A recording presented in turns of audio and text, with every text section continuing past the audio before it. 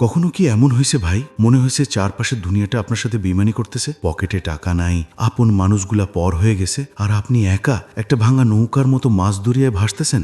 আমাদের সবার জীবনে এমন একটা সময় আসে যখন মনে হয় আর পারতেছি না, সব শেষ। কিন্তু জানেন তো, যখন চারপাশ একদম চুপচাপ হয়ে যায়, ঠিক তখনই জীবন তার সবচেয়ে দামি শিক্ষাটা দেয়। আমাদের জীবনটা না ওই রাস্তার ধারের একটা বটগাছের মতো। মাঝে মাঝে কাল বৈশাখীর ঝড়ে ডালপালা ভেঙে যায়, পাতা ঝরে একদম ন্যাড়া হয়ে যায়। দেখে মনে হয় গাছটা মরেই গেছে, কিন্তু গাছ কি হাল ছাড়ে না, কারণ সে জানে এই ঝড় তো সাময়িক, এরপর ঠিকই নতুন পাতা গজাবে। আমাদের রফিকের অবস্থাও ঠিক এমনটাই ছিল, একদম রাস্তায় বসে যাওয়ার মতো অবস্থা। পরিবার বলতে কেউ নাই, পকেটে এক কাপ চা খাওয়ারও টাকা নাই, কালকের দিনটা কিভাবে চলবে সেটাও ওর জানা নাই। রফিকের জীবনটা হয়ে গেছিল চৈত্রের খরায় শুকিয়ে কাঠ হয়ে যাওয়া একটা গাছের মতো। দিনমজুরের কাজ করত, কাজ জুটলে পেটে দুটো মুঠো ভাত পড়ত, আর না জুটলে পানি খেয়েই ঘুম। ওর বুকে অনেক স্বপ্ন ছিল, কিন্তু প্রতিদিনের এই অভাব আর বেঁচে থাকার লড়াইয়ে সেই স্বপ্নগুলো কবেই মাটির নিচে চাপা পড়ে গেছে। একদিন গ্রামের পাশের একটা জঙ্গলে লাকড়ি কাটতে গেছিল রফিক। হঠাৎ একটা অদ্ভুত দৃশ্য দেখে সে থমকে দাঁড়ালো। সামনে একটা মরা শুকনা গাছ, কিন্তু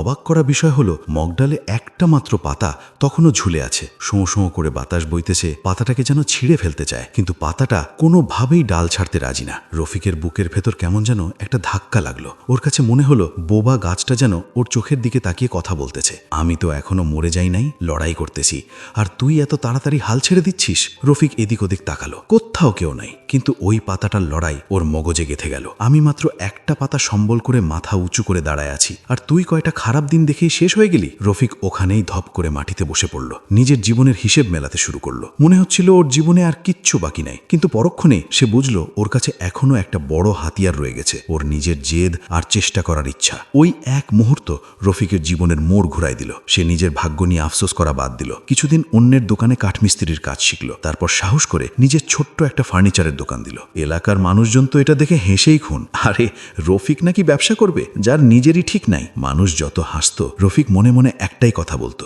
আমার ওই এক পাতাই ভরসা, আমি ঠিকই পারবো। দিন যায়, মাস কাটে, রফিকের দিন রাত এক করা পরিশ্রমে ছোট দোকানটা আস্তে আস্তে বড় হতে লাগলো। ওর হাতের কাজের এত ফিনিশিং যে কাস্টমার আসতে শুরু করলো, চারদিকে নাম ছড়ায় পড়লো। যে রফিক একদিন ভাবছিল তার জীবন শেষ, সেই এখন নিজের চেষ্টায় শূন্য থেকে এক সফলতার গল্প তৈরি করে ফেলছে। ঠিক 1 বছর পর একদিন রফিক আবার ওই জঙ্গলে সেই জায়গাটায় গেল। গিয়ে তো তার চোখ কপালে, ওই গাছটা আর মরা নাই, পুরো গাছটা এখন সবুজ পাতায় ভরা, একদম তরতাজা আর শক্তপোক্ত হয়ে মাথা উঁচু করে দাঁড়ায় আছে। যে গাছটা একসময় রফিকের মতোই নিঃস্ব হয়ে গেছিল, সেও ঝড়ঝাপটা পার করে নিজের নতুন জীবন ফিরে পাইছে। মনে হলো গাছটা যেন বাতাসে দুলতে দুলতে ফিসফিস করে বলতেছে, কি বলছিলাম, সময় বদলায়, তুই যদি সেদিন হাল ছেড়ে দিতিস, তাইলে আজকের এই সফল রফিকের দেখা কি জীবনেও পাইতা। দিন শেষে ভাই একটা কথাই বলি, জীবন যতই কঠিন হোক, আপনার কাছে সবসময় ওই শেষ পাতাটা থাকে। যতক্ষণ বুকে শ্বাস আর চেষ্টা করার জেদ আছে, কোনো ব্যর্থতাই আপনাকে আটকাতে পারবে না। আপনি তো মাটিতে পড়ে থাকার জন্য না, ঘুরে দাঁড়ানোর জন্য জন্ম নিছেন।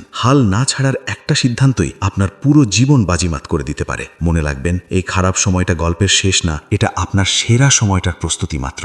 শক্ত করে হাল ধরে থাকেন, আপনারও দিন বদলাবে ইনশাল্লাহ। গল্পটা ভালো লাগলে আর ঘুরে দাঁড়ানোর একটু সাহস জুগিয়ে থাকলে চ্যানেলটা সাবস্ক্রাইব করতে ভুলবেন না। আপনাদের একটা লাইক আর সুন্দর কমেন্ট আমাদের এমন আরও গল্প বানাতে উৎসাহ দেয়। ভিডিওটা শেয়ার করুন সেই কাছের মানুষটার সাথে যার এই মুহূর্তে একটু সাহস দরকার। ভালো থাকবেন সবাই, দেখা হবে নতুন কোনো গল্পে।